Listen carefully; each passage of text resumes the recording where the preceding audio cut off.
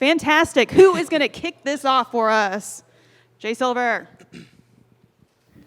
Hi, everyone. Jay Silver here with Jay Silver Presents. My question is directed towards Andy, actually, to start it off. You and I talked very briefly yesterday about NRG's rise from being in the LCS about 5-6 years ago to now winning your first title. As an owner, returning to the LCS scene, how does it feel? I know you gave us your answer a little earlier, but if you can expand on how it feels to take home the first title for the organization. Well, it feels amazing, obviously, and I feel weird that I'm the first question because we did absolutely nothing but be here. But I mean, this is a really special group. We can tell already. We could tell right when we picked him up. You know, we made two unbelievable swaps from our player standpoint that we got a lot of crap for. But I think it kind of worked out okay. And the coaches have been amazing, and we had a horrific start to the season, and just got better every game. And it's such a fun story, and it's such a great group, and such great individual stories within all the guys here. And the coaches, we got a lot of jokes about having 100 coaches, but I don't think we'd be here without all of them. So it's an amazing feeling.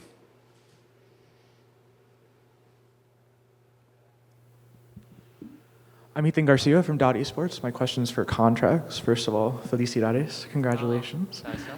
So over the past 6 years, we've got to see you grow as a player. We've seen your ups, we've seen your downs, and we've even seen behind the scenes in that Drive documentary that was posted on the league official YouTube channel. And within that documentary, you were talking about how you'd been through so many chapters here in the LCS, and you were waiting for that next chapter to finally come. Do you feel like in your story as a player, you've reached your climax, or is this kind of just the next chapter for you as you advance towards the end? This is only the beginning of the peak, I feel. I think I still have a lot more to grow as a player and as a person. So, yeah, I mean, I feel like it's just a start, and ready to just kick some ass at Worlds, honestly. Thank you.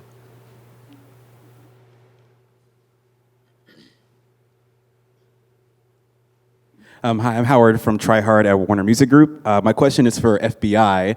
FBI, I don't know if you're back here. I don't know if you remember, but I interviewed you last year after you were 100 Thieves and got eliminated from Worlds. How do you feel about your growth from last year to now winning the LCS championship? Yeah, I think I've definitely grown a lot just in terms of being a human, like a good teammate and like a good individual. And yeah, I'm just happy because these group of guys really allowed me to, I think, elevate the way that I see the importance of teamwork. Realistically speaking, last split on EG, in terms of individual capability, I think we were more than enough to win the league. But at the end of the day, all that really matters is how well you mesh as a team. And I'm really happy that I was able to do it with these 4 blokes next to me. This is a question for either all 3 or just whoever wants to take it, of the people who are on the CLG roster, the players.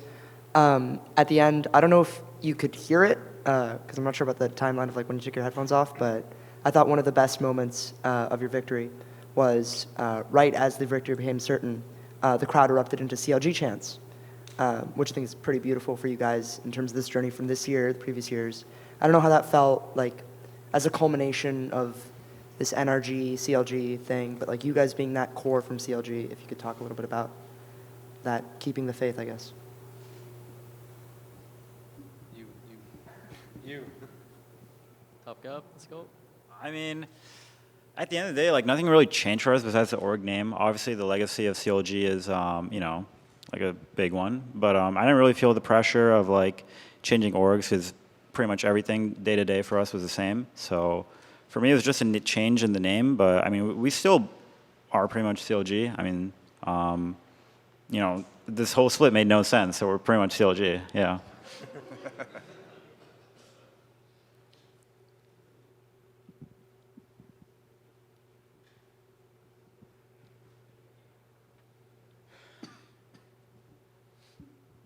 All right, so I have a question for Palafox and one for Dokla, but first Palafox. How do you feel about the Faker comments and then now going to Worlds and potentially playing Faker? I mean, it feels pretty good to I got that nickname a couple years ago, I think because I was playing pretty well.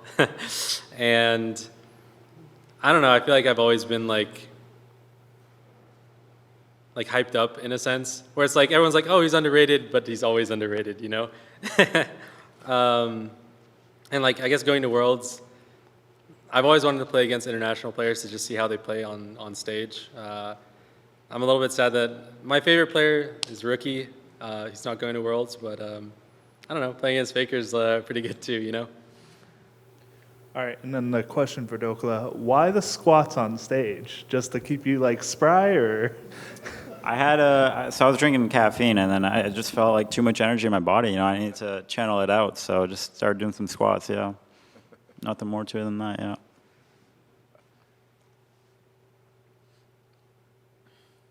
My question is for ThinkHard.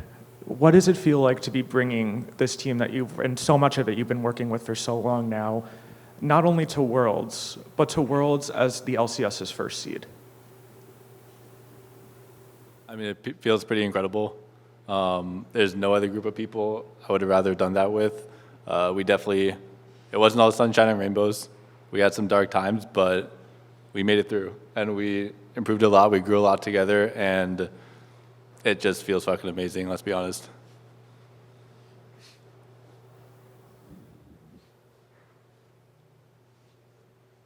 Thank you. Guys, congratulations on the awesome win. It was really cool to watch. I have a question for Contracts. What was the mentality like when you guys had lost the first game? And what was the emphasis on trying to control the jungle throughout the series? I just thought you guys were all over every dragon and the Barons. What was the emphasis there? I mean, the first game I just played absolutely terrible. I went for a top dive. I mean, we had all the information. We knew Sedge was around. Wave was crashing, but I just kind of fumbled mechanically pretty hard. I was like, I'm tanking, but then I'm not tanking, so contradicting myself a little bit there.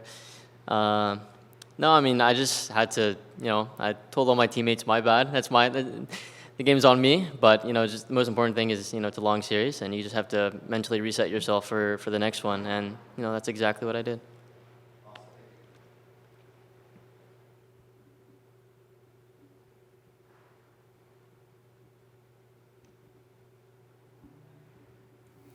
This question is for Croissant. Is there anything in particular about this split that you think helped improve the drafting for the team over the course of this year? I really did not expect to get a question, but Travis is hitting you guys with a loaded question. I started playing Magic the Gathering this split, and you end up getting? I ended up getting Mythic, which is like fake Challenger first in Constructed, but then in Drafting, and it's just like, I think it's just like LS has always used it as like a vehicle to explain concepts in League of Legends, and I kind of got it, but I didn't really get it. But learning about it, I think, it changed the way that I saw the game, and I tried to make some presentations that were related to it, but obviously I'm not going to be pushing Magic the Gathering on anyone like Travis is. He's your salesman. For any Magic the Gathering needs, it's a great game.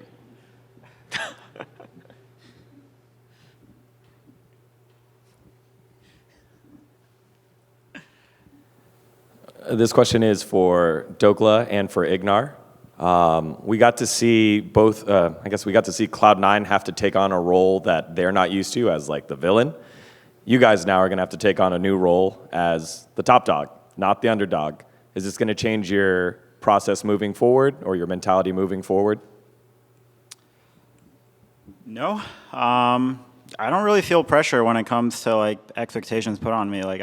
I put them on myself, so no one really can put any more on me than I have on myself. So I don't really feel any pressure like that. So the question was, what winning changed my mentality, right? I don't think for me, nothing will be changed. I always be humble. I always respect enemy. I don't want to be cocky like some other teams. I don't want to be cocky. I always humble. Be respect. Translation, get fucked. Also adding on to that, I kind of feel like Have an Inkling will still be the underdog somehow. So, yeah. You mean we're not favored in EDG? I mean, JDG versus NRG? I mean, we're the Titan killers. Yeah, NRG beats good teams, and I hear you guys have a really good matchup with the Ruler and JDG. But this is for contracts. Going into today, as it was mentioned, you just said you were underdogs. Everyone thought you were underdogs. I'm pretty sure the desk was like all 3-0 votes. I don't remember exactly, but like I was expecting a C9 win. I think a lot of people were. Did you guys come into today like with as much confidence as I'm seeing on your faces right now, with Ignar's like "fuck you" mindset, or was that like after game one you're like, wait, these guys are shit? Like when did that confidence come in? Because I'm seeing so much confidence in you guys right now. Yeah, I mean, if I can play that bad game one and the game is still that close, then surely then we can win the series, right? I mean, I think the most important thing for ourselves is just to believe in each other and believe in the work that we put in to get here, and we rode that moment high, and we showed what we could do.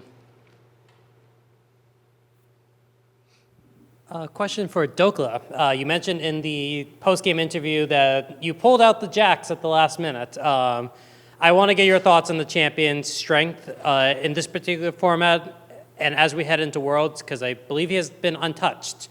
So what do you think about the champion? Yeah, I mean, Ben was playing it, so I had to play it. I mean, I think it's just a strong champ. It took a while for me to get around to that. I mean, I was always like hating the Jax picks because I didn't think it was that useful, but from the other side, it looks a lot better when you're just like buying so much time in team fights, winning side. So yeah, I've slowly come around to it, and my teammates were, and coaches were on my ass for getting me to like play Jax. So yeah, I think it's strong. Robert Haynes of the Game House. This one's for FBI. This is your second championship, and I would just like to know, what is the biggest difference between this team and the 100 Thieves team that you won with? Honestly, we're pretty similar, both teams. I think in the year that we won on 100 Thieves, I kind of felt the same kind of camaraderie and good team vibes in that team. And I think in the next year, we didn't really have that same kind of magic, but I think with this kind of team, it felt very reminiscent of the 100 Thieves team that I played with, where it's just 3 guys. Like, it was me, Huki, and Closer, and for this team, it was Dokla, Palafox, and Contract. So it was honestly very similar, and I just felt really confident in everyone's capability to win, and we did so. And while Joe's running that, we're at the halfway point. So if you have questions down the line, we'll let them fly. Okay. So this is actually a question for anyone who wants to answer it. Why the heavy presence for with stopwatch? Was it just to kind of stop pick engagements, or just kind of get them off their game, kind of? I think just in general, stopwatch is like a pretty good. It's like when you're going to like a last fight or like one of the last fights in the game, you're like, this could be it, And then you pick up the stopwatch and you're like, this is literally the best thing I could buy in this moment. And yeah, I think that's how it is for most of the time. I think I also took it in some early skirmishes like on Jace or something, and it was like, the idea is that if you get one early skirmish off, or if you get ahead sometimes with stopwatch, pretty good, Yeah. This question's for any of the players or coaches. Were there any picks or bans during any of the games today that surprised you at all? Dude, I'm pretty sure we had game 1 draft completely downloaded. We knew exactly what they were picking the whole time. But that's the only one we lost. We had it written down. We had it fully written down to their 4-5s and our 5 pick. We also kind of sniped their Yone, and then going to the last game, Chris was like, they're going to 1-2-3 Yone. So yeah, honestly, I mean, you still played really well with it. It's just compositionally, it was difficult for them. So yeah.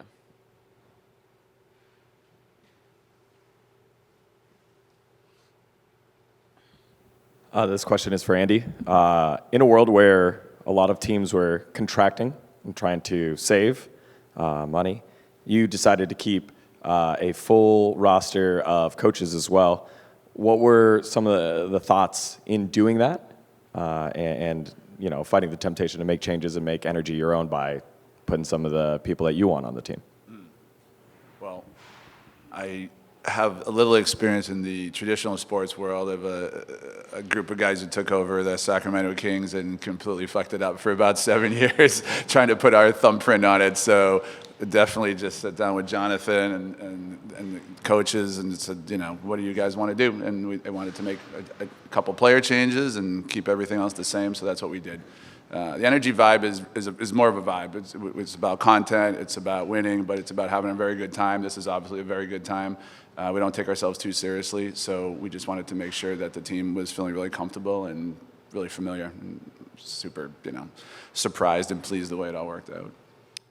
If I could add on to that as well, I was not like privy to all the backroom conversations, but I would just like to shout out like our management, Jonathan, and Thomas as well. I think when most of the teams in the league, 7 out of 10, weren't able to hold onto their academy teams, a lot of them let their staff just go completely. But Jonathan and Thomas pushed really hard to keep. We had 5 coaches last split with me, Thomas, Apollo, Price, DeMonte, and Soaz. But Mash and Juves were kept on, and that's because, you know, of the effort of, like, you know, we knew how important they would be to like a winning team, and Andy and the NRG like upper management were completely on board with it too. But I think they deserve credit for keeping things intact and just showing what a cohesive coaching staff can accomplish with talented players. Thanks for clarifying which Apollo. Wiz Fusion. Oh, Bryce. All right, so this is a question for Worlds, going from FBI down to Ignar. What is one team you want to face there, and one team you don't want to face? I really want to face JDG. Ruler kind of told me a new asshole the last time that we played. And, I mean, it can't get any worse than that last game, so I just want to redeem myself in that matchup. And as for a team that I don't want to play versus, any of the NA teams, you know. I think Cannibalism isn't too great. But it might be a golden ticket for one of us to get out, so that maybe not. I'm not sure. At least for me, it'd probably either have to be, I mean, like JDG. I'm kind of only looking at like the individual matchups because like I feel like that's the thing I kind of need to focus on a little bit. Yeah, I just want to play against Knight. I think it'll be fun. I really want to play versus Genji because of Peanut. I played versus him 6 years ago as well when I was on C9 and he was on SKT. So to be able to get the rematch and just to see how we face up against each other would be fun. I'd like to play versus T1 probably. I think Zeus is my GOAT. So, you know, just playing against him will be really sick. I want to play against JDG because I think Missing is really, really good support. So I want to like play against him. And I don't want to meet against just in general Korea team. I think I'm not good against Korea team. So. We have time for one more question.